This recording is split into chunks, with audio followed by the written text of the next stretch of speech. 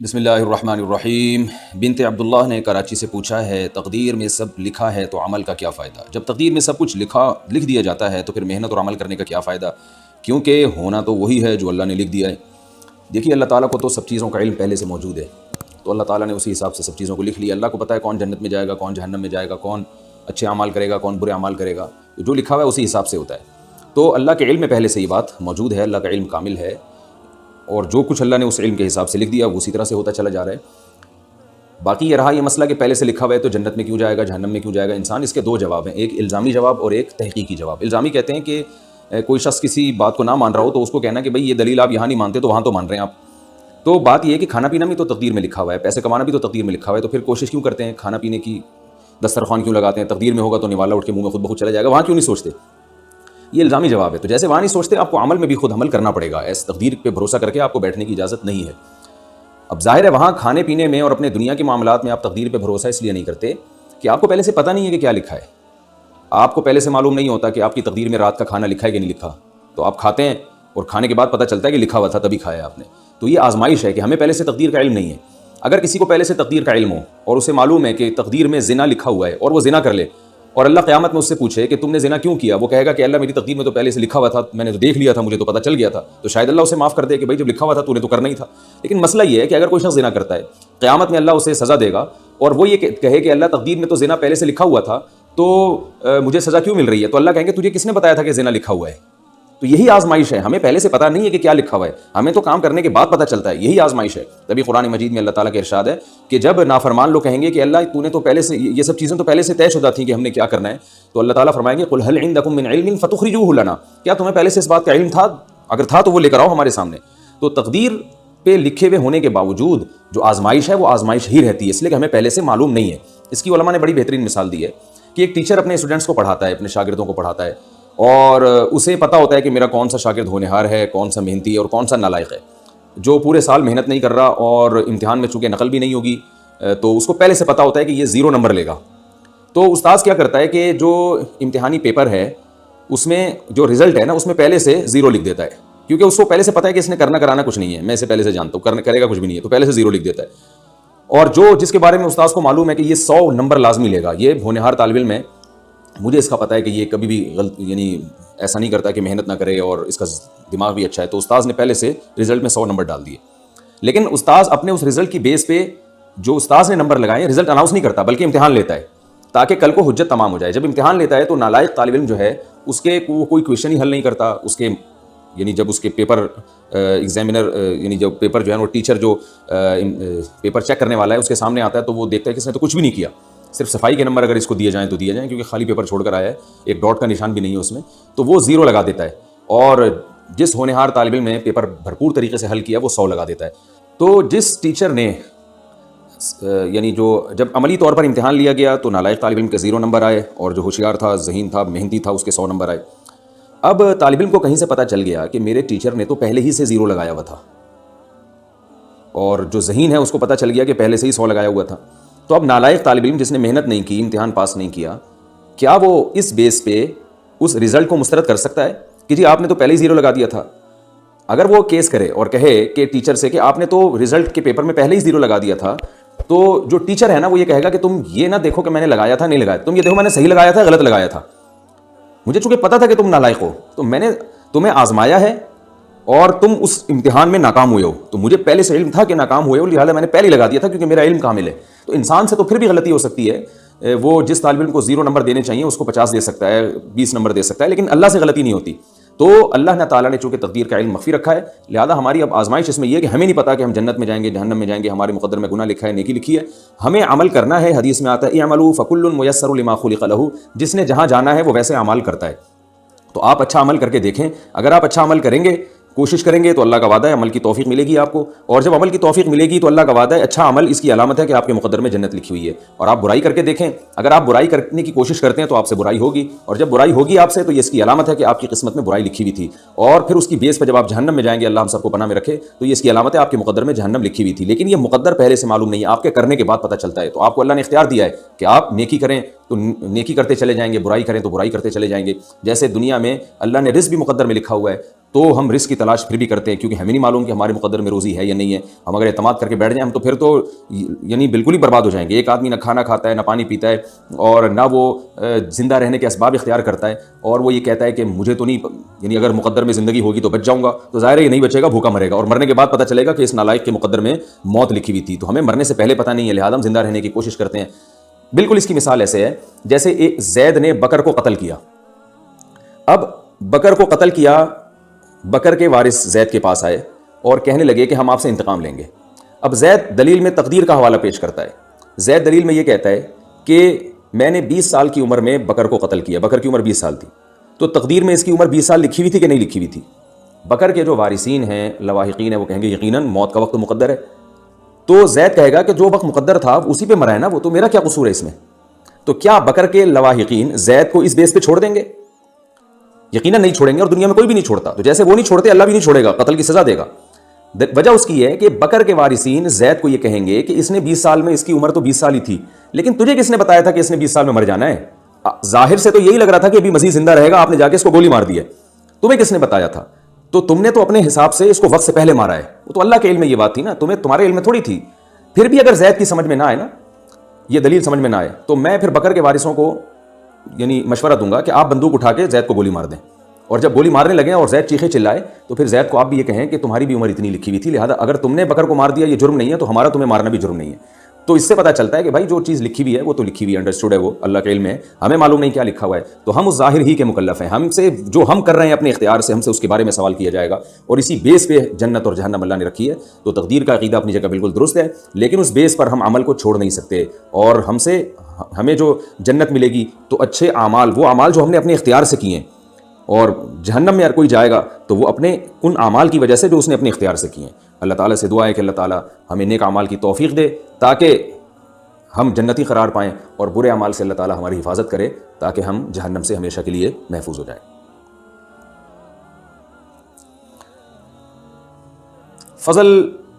अफजल साहब बम्बई से पूछते हैं, एक भाई ने तामीर की हो तो घर वरसा में कैसे तकसीम होगा? बहुत अहम सवाल है, आजकल ये बहुत हो रहा है। मेरे वालिद साहब ने घर ख़रीदा था जो काफ़ी पुराना था। मैंने इस घर को मज़ीद 2 फ्लोर बनवाया। अब इस घर में मेरी 3 बहनों का हिस्सा किस हिसाब से होगा? इस वैल्यू पर जिस पर मेरे वालिद ने ख़रीदा था, या घर की मौजूदा शक्ल पर? देखिए, ये बहुत अहम मसला है। वालिद साहब जिस कंडीशन में घर छोड़कर जाते हैं, बाज़ दफ़ा बेटा औलादों में से कोई उसमें मज़ीद तामीर करती है, या वालिद साहब की ज़िंदगी ही में तामीर की होती है। तो वालिद साहब का घर था, आपने इस पर मज़ीद 2 फ्लोर बना दिए ऊपर। तो इसमें पहली बात तो ये, अगर आपने उस वक्त कोई एग्रीमेंट किया था वालिद साहब से, या वालिद साहब के मरने के बाद वारिसों से एग्रीमेंट किया था अपने बहन भाइयों से कि भाई मैं इस घर के ऊपर मज़ीद 2 फ्लोर बना रहा हूँ, तो ये जब घर बिकेगा तो यानी मैं उसकी कीमत अलग से लूँगा, ये पहले से आपने कोई तस्रीह की थी, तो फिर तो आपको अलग से उन 2 फ्लोर की कीमत मिलेगी। और अगर आपने ये कहा था कि मैं ये कर्ज़ के तौर पर दे रहा हूँ, जब विरासत तकसीम होगी तो पहले मेरा कर्ज़ वापस किया जाएगा, उसके बाद फिर हम इस घर को विरासत में तकसीम करेंगे, और वारिसों ने मान लिया था इसको, तो ये कर्ज़ है। अगर ऐसी कोई तस्रीह नहीं थी तो फिर ये एक एहसान है आपकी तरफ से कि नीचे के फ्लोर पे आपने एहसान करके ऊपर के 2 फ्लोर मज़ीद बना लिए। तो जब भी कोई किसी की ज़मीन पर एहसान करता है, किसी की ज़मीन पर कोई तामीर करता है, तो वो बस एक एहसान ही कहलाता है, वो कोई एग्रीमेंट का हिस्सा नहीं होता। तो जो ज़मीन के मालिक होते हैं या नीचे के फ्लोर के मालिक होते हैं, उनको ये हक़ हासिल है कि वो किसी भी वक्त कह सकते हैं कि ये ऊपर के जो 2 पोर्शन हैं ये आप यहाँ से हटा दें, तोड़ दें, इसको अपने घर ले जाएं। तो असल मसला तो यही है कि आपके जो बहन भाई हैं उनको ये हक़ हासिल है कि वो आपको ऑर्डर करें कि हम आपको इन 2 ऊपर वाले पोर्शन का अलग से कोई हिस्सा नहीं देंगे, नीचे वाला घर तकसीम होगा, ऊपर वाला जो है वो आप चाहे तो तोड़ दें, चाहे तो मलबे की कीमत लेके आप वो घर भी यानी इस मुश्तरका विरासत में शामिल कर लें। तो ये उनको पूरा हक़ हासिल है। लेकिन ये एक फतवे के तौर पर है। अखलाकी जो जिम्मेदारी है वो ये है कि बहन भाइयों को चाहिए कि एक भाई ने इतना एहसान करके ऊपर 2 फ्लोर बनाया, अब उस बेचारे को आप ये हुक्म दें कि तोड़ ताड़ के ले जाओ और मलबा फ़रोख्त कर दो, तो ये उसके साथ अखलाकी लिहाज से गैर अखलाकी हरकत होगी कि उसने एहसान किया और आप उसको एहसान का बदला ये दे रहे हैं कि जी वो मलबा उठा के ले जाओ। तो इसलिए वरसा को चाहिए आपस में देखें, विरासत तो सिर्फ नीचे वाले पोर्शन में होगी, नीचे वाले पोर्शन की जो मार्केट वैल्यू है वो लगाई जाएगी, और उस मार्केट वैल्यू यानी जब घर बिक रहा है ना उस वक्त मार्केट वैल्यू लगाई जाएगी, या जब विरासत तकसीम कर रहे हैं, जैसे आज अगर आप चाहते हैं कि हम इस विरासत को तकसीम करें तो आज जो घर की वैल्यू है वो लगाई जाएगी। वालिद साहब ने जिस वैल्यू पे घर खरीदा था वो नहीं लगाई जाएगी। आज की वैल्यू से नीचे वाले पोर्शन को आप लोग डिवाइड करेंगे, ऊपर वाले को या तो वारिस कहते हैं कि इसको तोड़ के ले जाओ, या ये कि वारिसीन उसकी अलग से कीमत लगा के कोई भी खरीदना चाहे खरीद ले।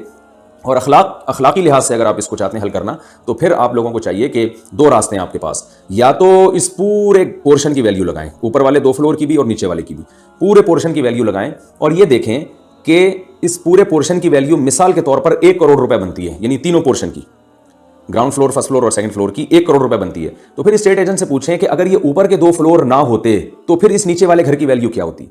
स्टेट एजेंट ने फॉर एग्जांपल आपको बताया कि अगर ये ऊपर के 2 फ्लोर ना होते तो ये घर 80 लाख का होता, ऊपर के 2 फ्लोर बनने की वजह से 1 करोड़ का हो गया है। तो पता ये चला कि इस घर की वैल्यू में जो इजाफा हुआ है ऊपर के 2 फ्लोर की वजह से, वो 20 लाख रुपए का इजाफा हुआ है। तो इस घर को मुकम्मल फरोख्त किया जाए, 1 करोड़ में 20 लाख उस भाई को दे दिए जाएं जिसने ऊपर के 2 पोर्शन तामीर किए हैं, और बाकी 80 लाख में विरासत को तकसीम कर दिया जाए सब वरसा में, जिसमें ये भाई भी बराबर का शरीक होगा।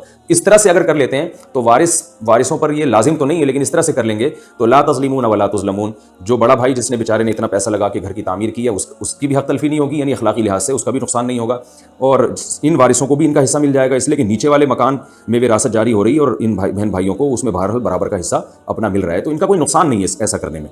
और पहली सूरत पे अगर ये अमल करेंगे कि भाई को बोलेंगे ऊपर वाले 2 पोर्शन तोड़ के ले जाओ, तो इन बहन भाइयों का कोई फायदा नहीं है और ऊपर वाले का बेचारे का बेड़ा गर्क हो जाएगा। तो खाम अपने भाइयों को इस तरह से नाराज करना, उनका बेड़ा गर्क करना गैर अखलाकी हरकत है, इससे इज्तिनाब करें। खुलासा ये निकला कि इसका बेहतर तरीका तकसीम का ये है कि नीचे वाले पोर्शन, ऊपर वाला और उससे ऊपर वाला फ्लोर, इन तीनों की मार्केट वैल्यू लगाएं। 2-3 स्टेट एजेंट से पूछें कि ये कितने के होंगे। अगर 3-4 रेट मुख्तलिफ रेट आते हैं तो उसका रेशो निकाल लें। एक स्टेट एजेंट कहता है कि 1 करोड़ रुपए, दूसरा कहता है 1.5 करोड़ रुपए, तीसरा कहता है 2 करोड़ रुपए। तो 1 करोड़, 1.5 करोड़, 2 करोड़ को 3 से डिवाइड करते हैं, जो जवाब आए वो रेशो निकल आएगी। तो पहले रेशो निकालें मुख्तलिफ एजेंट से कीमत मालूम करके, तो तीनों फ्लोर की का रेशो आपको मालूम हो जाएगा। उसके बाद आप ये देखें कि अगर ये ऊपर के 2 फ्लोर ना बने होते तो फिर माहिरीन से मालूम करवाएं सिर्फ नीचे वाले पोर्शन वो कितने में बिकता, उसमें जो मुख्तलिफ स्टेट एजेंट आपको मुख्तलिफ रेट दें उसका रेशो निकाल लें। तो फिर मजमूई कीमत से इस नीचे वाले फ्लोर की कीमत को माइनस करें, जो डिफरेंस आएगा वो बड़े भाई को दे दें, और जो बचेगा वो आपस में शरी हिस्स के हिसाब से आपस में डिवाइड कर लें। वो फिर भी समझ ना आए तो करीबी मुआलिज से रुजू करें। दवाओं पे लिखा होता है ना, तमाम दवाएं बच्चों की पहुंच से दूर रखें और फिर भी आराम ना आए तो करीबी मुआलिज से रुजू करें। मतलब ये है कि फिर भी बात समझ में नहीं आई है तो किसी करीबी दारुल इफ्ता से रब्ता करें, किसी मुफ्ती से रुजू करें, वो आपको इंशाल्लाह समझा देगा। अच्छा मेरे भाई, फाइनेंस कंपनीज की शेयर मार्केट में ट्रेडिंग का हुक्म। नौमान महाराष्ट्र से पूछते हैं, क्या हम बैंक और फाइनेंस कंपनीज की शेयर्स मार्केट में ट्रेडिंग कर सकते हैं, शेयर खरीद और बेच सकते हैं, क्या ये शर्म जायज़ है या नहीं? भाई सऊदी बैंक के शेयर खरीदना नाजायज़ है, खरीद के बेचना भी नाजायज़ है, और फाइनेंस कंपनीज की जो शेयर्स की ट्रेडिंग है वो कर सकते हैं, बशर्ते कि वो फाइनेंस कंपनी सूदी लेन देन ना करती हो, यानी वो सूद पे लोगों को, बास फाइनेंस कंपनी ऐसी होती हैं जिनका काम ये है कि पैसा देना और फिर उस पर मुतय्यन सूद लेना। ये अगर उनका बिजनेस है तो वो भी सूदी बैंक के हुक्म में, और अगर इसके अलावा कोई बिजनेस है तो वो बिजनेस अगर हलाल है तो फिर हलाल कंपनी के शेयर्स आप खरीद सकते हैं और नाजायज़ कंपनी के शेयर्स खरीद के बेच नहीं सकते। और शेयर्स की खरीदो फरोख्त में ये बात खूब अच्छी तरह समझ लें कि कंपनी के जो एसेट्स अगर वजूद में ही नहीं आए, बाज़ दफ़ा कंपनी अभी वजूद में आ रही है, उसके एसेट्स नहीं है, सिर्फ सयाल रकम है, लिक्विड शक्ल में उसके एसेट्स हैं, यानी सयाल रकम है, तो ऐसी कंपनी के शेयर खरीद के आप फेस वैल्यू पे तो बेच सकते हैं, कमी बेशी के साथ नहीं बेच सकते। और अगर कंपनी के असासे भी वजूद में आ गए हैं, एसेट्स भी वजूद में आ गए हैं, तो फिर ऐसी कंपनी बशर्ते के जायज़ हो, जैसे मैंने पहले बताया, उस कंपनी के शेयर को खरीद कर आप बेच सकते हैं, नफ़े पर भी नुकसान पे भी। लेकिन उसमें भी शर्त यह है कि जब तक शेयर आपके कब्जे में नहीं आ जाता उस वक्त तक आप उसको आगे बेच नहीं सकते। और कब्जे में आने का की जो एक उर्फ में आजकल वो एक अलामत है, दलील है, वो ये कि आपके नाम ट्रांसफ़र हो जाए। तो नाम जब तक आपके ट्रांसफर नहीं होता आप उसको बेच नहीं सकते। और उसमें भी फॉरवर्ड सेल और फ्यूचर सेल वो भी हराम है, नाजायज़ है। फॉरवर्ड सेल का मतलब ये है कि आपने शेयर खरीदा और आपने किसी से वादा कर लिया कि अभी तो ये शेयर मेरा है, लेकिन फलां तारीख को ये शेयर आपका हो जाएगा और उस वक्त इसकी कीमत भी आपके ज़िम्मे वाजिब हो जाएगी, तो ये जायज़ नहीं है। अभी बेचें आप, बेशक कीमत वो बाद में दें, लेकिन शेयर आपको अभी फ़रोख्त करना है। तो ये चंद शर्तें, यानी फॉरवर्ड सेल, फ्यूचर सेल भी जायज़ नहीं है, कब्जे में आने से पहले यानी शेयर आपके नाम ट्रांसफ़र होने से पहले भी बेचना जायज़ नहीं है, और तीसरी शर्त कि कंपनी का काम हलाल हो, हराम कंपनी के शेयर्स की खरीदो फरोख्त जायज़ नहीं है, और चौथी शर्त कंपनी के एसेट्स अगर वजूद में नहीं आए हैं, लिक्विड फॉर्म में वो कंपनी अभी है, यानी उसके असासे जो हैं सिर्फ करेंसी की सूरत में है, तो फिर वो आप उस शेयर खरीद के फेस वैल्यू पर, यानी जितने का खरीदा उतने का तो बेच सकते हैं, कमी बेशी के साथ नहीं बेच सकते। नामहरम को सलाम करना कैसा है? जुवेरिया साहिबा कराची से पूछती हैं, क्या नामहरम को सलाम करना जायज़ है? अगर ससुराल वाले आपके ससुराल में शौहर के कोई बुजुर्ग हैं, जैसे मामू चचा वगैरह, तो क्या इनको सलाम कर सकते हैं, जबकि ससुराल वाले भी इस पर जोर देते हो? देखिए, जो शौहर के रिश्तेदारों में बुजुर्ग हैं, चचा मामू वगैरह, उनको सलाम कर लेना चाहिए, कोई हर्ज नहीं है, उनके एहतराम का तकाजा है और रिश्ता भी है उनसे। और वैसे ससुराल वाले अगर जोर दे रहे हो तो फिर तो वैसे भी ज़रूरी है, क्योंकि ससुराल और इसराइल एक ही चीज़ के दो मुख्तलिफ नाम हैं। ससुराली भी बाज़ दफ़ा इसराइलियों की तरह होते हैं, तो इससे ससुराल में ताल्लुकात भी ख़राब हो जाते हैं। पर्दे की पाबंदी हो, लेकिन सलाम करने में कोई हर्ज नहीं है। आम नामहरम के बारे में हुक्म ये है कि अगर उनसे कभी बात करनी पड़ जाए किसी ज़रूरत से, तो फिर सलाम से बात शुरू करनी चाहिए। बिला वजह गुजरते हुए किसी नामहरम को, जवान औरत के लिए बिला वजह सलाम करना, ये बहरहाल फितने का अंदेशा है, इसलिए इसकी इजाज़त नहीं दी जा सकती। तंबाकू और सिगरेट का कारोबार। आबिद साहब बेंगलोर से पूछते हैं, क्या तंबाकू और सिगरेट का कारोबार जायज़ है और इसकी आमदन का क्या हुक्म है? तंबाकू और सिगरेट के कारोबार बहुत से उलमा, अरब उलमा ख़ास तौर पर, उनके नज़दीक बिल्कुल हराम है। तंबाकू का इस्तेमाल भी, सिगरेट का इस्तेमाल भी। जो बर्र सग़ीर के उलमा हैं, हिंद पाक और बांग्लादेश के उलमा, वो तंबाकू और सिगरेट को मकरूह कहते हैं, हराम नहीं कहते। तो अरब उलमा की जो दलील है वो ये है कि कुरान मजीद में साफ़ तौर पर अल्लाह ने हुक्म दिया है कि अपने आप को हलाकत में मत डालो। इसमें कुरान की बहुत सारी आयतें हैं कि, और वो कहते हैं कि जो सिगरेट है और तंबाकू, इसका कोई फ़ायदा नहीं है, नुकसान नहीं है। सिगरेट कैंसर का ज़रिया बनती है और बहुत सारी बीमारियों का ज़रिया बनती है, और तंबाकू भी इसी तरह बिलाखिर इंसान को मौत की तरफ ले जाता है। तो खुदकुशी जैसे खंबे से चिपक के मरना हराम है, तो ऐसे ही स्लो पॉइजन दे दे के अपने आप को मारना भी नाजायज़ है। जो बर्र सग़ीर के उलमा हैं वो ये कहते हैं तंबाकू और सिगरेट ये मकरूह है, हराम नहीं है। मकरूह का मतलब, मकरूह इसलिए है कि इससे इंसान हलाक तो होता है लेकिन यकीनी हलाकत नहीं है। कई लोग 20-20 साल तक सिगरेट पीते रहते हैं, कुछ भी नहीं होता उनको, और यानी यकीनी नहीं है। वो कहते हैं वो खुदकुशी जिसमें मौत यकीनी या गालिब दर्जे में हो, वो उस खुदकुशी को हम हराम कहेंगे। बाकी जो आप ऐसी चीज़ें इस्तेमाल कर रहे हैं जो सेहत के लिए नुकसान दें लेकिन फौरी ज़रर उसका ना होता हो, बल्कि उसकी तलाफ़ी भी हो सकती है, जैसे तंबाकू या सिगरेट से जो नुकसान होता है, बाज़ दफ़ा उसकी किसी दवा के ज़रिए या ऐसी सेहतमंद खुराकें के ज़रिए कहते हैं कि उसकी तलाफ़ी भी हो सकती है। तो नापसंदीदा तो है इसलिए कि बहरहाल नुकसानदेह है, इस पर तो तमाम डॉक्टरों का इजमा है, लेकिन फौरी नुकसान नहीं होता। यानी आप उसको उस खुदकुशी पे क़यास नहीं कर सकते कि एक आदमी खंबे से चिपक के फ़ौरन मर जाए और एक सिगरेट पी के मरे, तो दोनों खुदकुशियों में ज़मीन आसमान का फ़र्क है, इसमें यकीन नहीं होता।